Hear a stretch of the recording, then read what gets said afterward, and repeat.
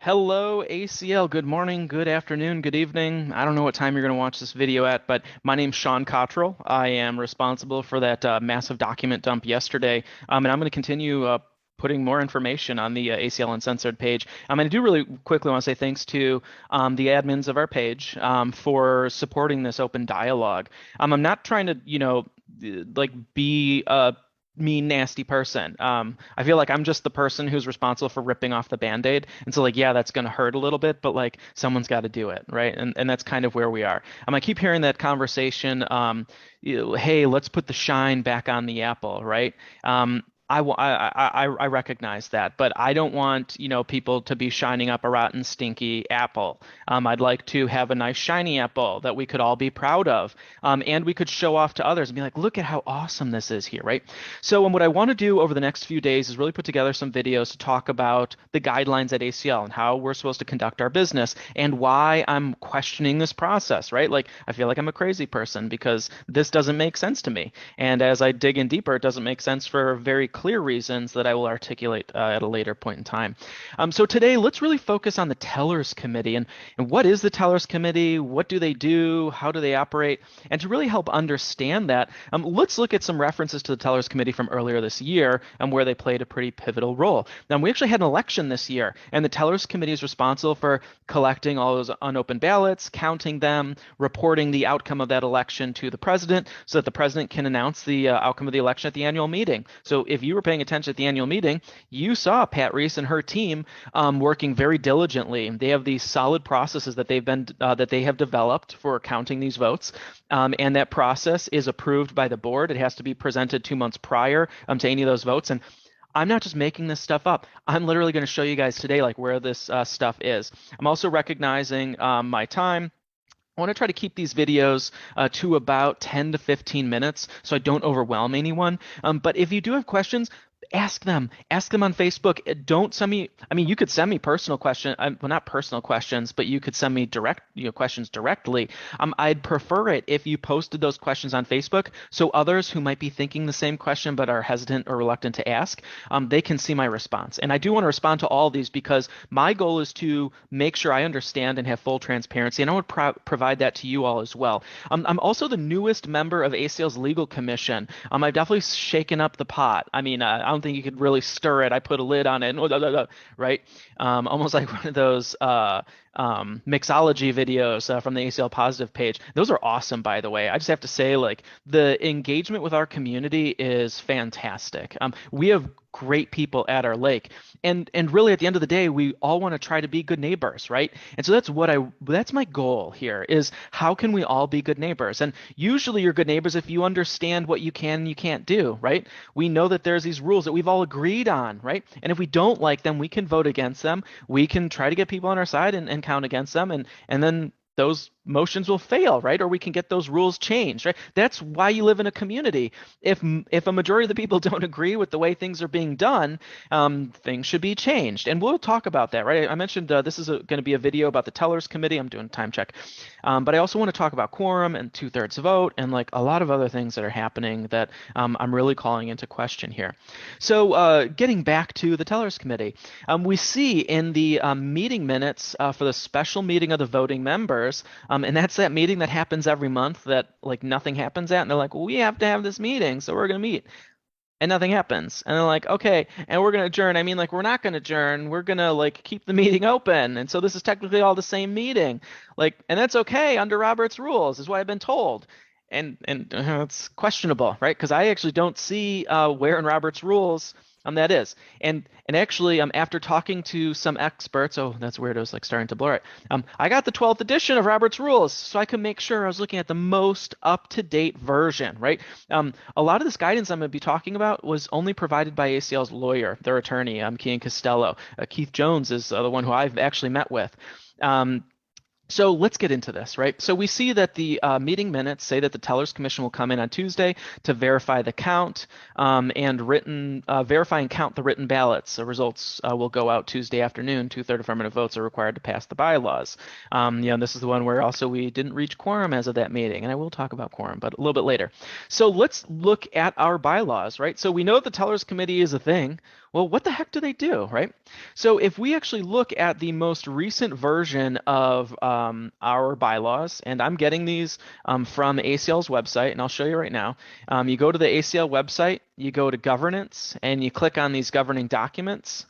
And you're going to see down here, we have all of these links. We have SECA, which is the Common Interest Community Association Act, the Illinois Not-for-Profit Corporation Act, the Articles of Incorporation, the amended declaration, the amended restated bylaws, Tellers Commission procedure. Well, that's new. I didn't see that one. I'm not sure when that got posted, but it was sometime after Monday. But excellent. I wonder what version that is. Oh, I see 2021. So well, that might be a little easier, but I didn't prepare for that. So let's talk about where it's posted online. And maybe later I'll find out there's discrepancies, but I'm hoping it's the same version. Anyways, all these documents are available here, so don't take my word for it. Double check. Check out those bylaws. I just have a copy here because I went through and highlighted some of those portions I want to talk about.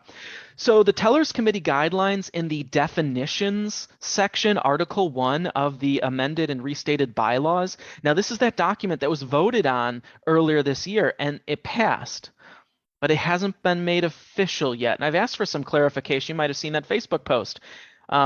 Haven't seen any clarification. So I do believe that this is the current version of the bylaws we are operating under.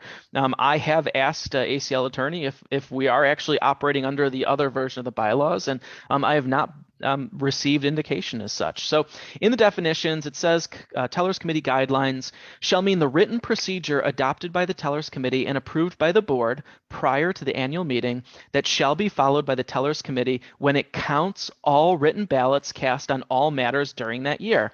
Well, that seems pretty straightforward, and that jives with what we just saw in those meeting minutes, right? The Tellers Committee, they count all written ballots, and these guidelines describe how that process will work. Well, fortunately, in the bylaws, we actually get some clarification here. And really quickly, I'm just going to jump to page 21. And that's page 21 of the file. It's actually page 18 of the bylaws. This article speaks to committees. It is Article 13 if my fraternity day, my Greek life days from college served me well. So Article 13 addresses committees, and we see Section 11 speaks to the Tellers Committee, right? Not less than 2 months prior to the commencement of the annual meeting, adopt written Tellers Committee guidelines, which will describe the procedures it will follow to conduct or to count all valid written ballots at all votes taken during the following year, which will be submitted to the board for approval. Obtain the GM's verification that the signature whose name appears on the return envelope is the authorized voting member. Count all the written ballots. Allow a candidate or his or her representative to be present, right? So great. There's a group that does this stuff, and they're actually required to do this stuff in our governing documents in the current bylaws. Let's take a look at what those guidelines are. Now, I just made that comment about the guidelines, seeing this link here, and actually I'm going to go ahead and follow that for the Tellers Commission procedure.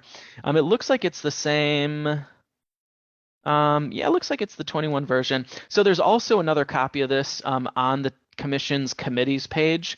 At the bottom of the commissions list, we see tellers, and this is the process that should be there. So I'm going to go ahead and use that version that I just found. Oh, it's a Word document too. That means I can save it locally. I'll do that later.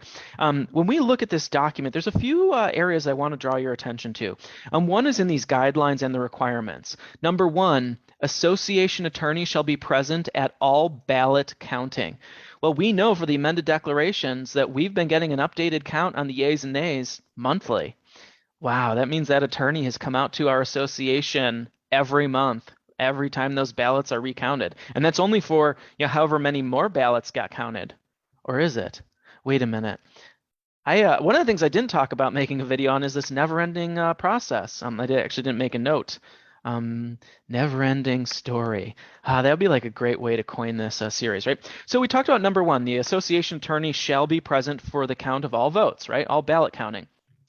Not less than 2 months prior to the commencement of the annual meeting, adopt written Tellers Commission guidelines, which will describe the procedures it will follow to count all valid written ballots at all votes taken during the following year. Guidelines shall be submitted annually to the board for approval. Well, that seems pretty clear. The Tellers Committee are the ones that develop those guidelines for how they're going to count written ballots, and then the board has to approve it. Well, you can't get any clearer than that, right?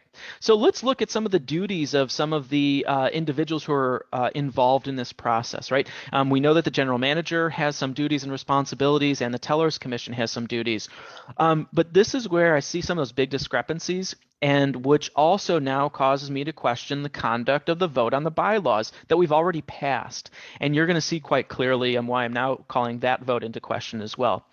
Under the general manager's duties, right? Let's look at number 2.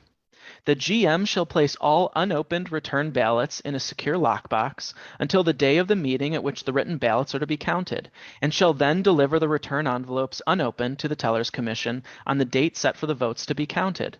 Well, that seems pretty fair, right? Because the GM just plays this role of verifying that the voting member whose name appears on the envelope is authorized to cast the vote for that lot. Once he authorizes that, he places those unopened return envelopes in a box and sets it aside for whatever that date that the ballots will be counted, right? Because you usually count all the ballots at once.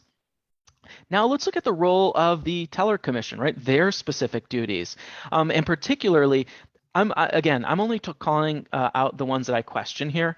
If you want to familiarize yourself, or if you have questions about some of these other ones, feel free to post that on this Facebook page, or in the comments underneath this. But look at number 3 here. Separate all, and I'm gonna make this bigger. I'm sorry, I've got a huge screen here. I need to remember that. Separate all invalid return envelopes from the valid return envelopes. Tellers Commission will count all of the unopened invalid envelopes and report the total number of invalid return envelopes. Set invalid return envelopes unopened aside in the lockbox for return to the GM. Well, that seems pretty clear. They'll count all of the unopened envelopes and report that number and just return it to the GM. They don't look at the outcome. They just count because invalid envelopes do not get counted according to Robert's rules. And we can talk about that later, but that's already established, and I'm happy to provide any further clarification. This next one is the one that gets me, though. Gather all unopened valid ballot envelopes together for counting. Well, that seems pretty clear that up until this point, the Tellers Commission should only be receiving valid ballot envelopes that are unopened. Now, I want to call your attention to this post that was made in response to one of the things that I raised, one of the concerns I raised yesterday, right? The Tellers Committee used to count and verify the ballots for the already passed vote on the bylaws, whether they actually followed the process, right? Well, Jillian Gibson, who's an admin of this group, she mentioned this, right? I brought this up in February. I had asked if the tellers would be counting and verifying the written ballots. I was told that the tellers would be verifying them. I was not told that they were already opened and the tellers were just verifying the count. I had asked then why the tellers do not tabulate the count for every vote, as that is what I read on the ACL governing documents. I never got clarification. And I see that there's a reply to Jill's post here, and that's just what we did. Verified the count for the yes and no votes, and yes, they were already opened. And if you guys don't know Pat Reese is the chairperson for the Tellers Commission. We can see the roster for the Tellers Commission right here on the ACL page. So at this point, it seems pretty clear that the question is, well, how do we know how many yes and no votes if the Tellers Committee hasn't counted those unopened ballots yet? If those ballots have been opened, well, wait a minute, like those are no longer eligible ballots. And really quickly, I want to see if I have this Apple Core. I do have it open. Cool. I'm going to be scrolling here for a second, but I want to talk really quickly about that because one of the issues that was raised, or one of the concerns that was raised to the Legal Commission on Wednesday, was that because as a cost-saving measure, the association put all of those mailings together, it was communicated very assuredly to the members of the Legal Commission that those ballots were in the same envelope. So when those ballot envelopes were returned to ACL and the Tellers Commission had to open those, they were opening two ballots for two separate votes, which clearly is in contradiction to those rules that we just saw. But that was a statement made, is that in the packet there would be two ballots that would be in the same envelope. But fortunately, during that meeting, one of our members pointed out this handy article from the January Apple Corps. And it was, she used it to say that, why is this important? Right here at the bottom, I'm going to highlight it. We want to be efficient in gathering the votes in order to save money. I feel that's great. The Legal Commission decided to include the ballots in the assessment packet to save money on postage. The budget increased, which is great, right? It all came in that annual package. But in that annual package, or in that packet, there would be two ballots with separate envelopes. Well, that seems very contradictory to any reason for having to open those and assuredly disqualifying those votes. So now I must ask the question, is the vote on the amended declarations really being conducted according to the rules prescribed by ACL? And was the vote for the bylaws actually passed according to the rules required by ACL's governing documents? I'll leave you with that. I'm probably at about 15 minutes. But anyways, again, this is first. Ask those questions. Let me see what concerns you have. Again, I'm going to be posting a few more videos throughout the day. I have some, like legit work to do in between. But in the meantime, yeah, let's talk about quorum and 2/3 vote in the following videos. And if you'd like something else explained, I'm happy to do something like this, put something similar together, and talk through like how these different things are interconnected. So until next time, ACL, we'll see you and stay frosty, my friends.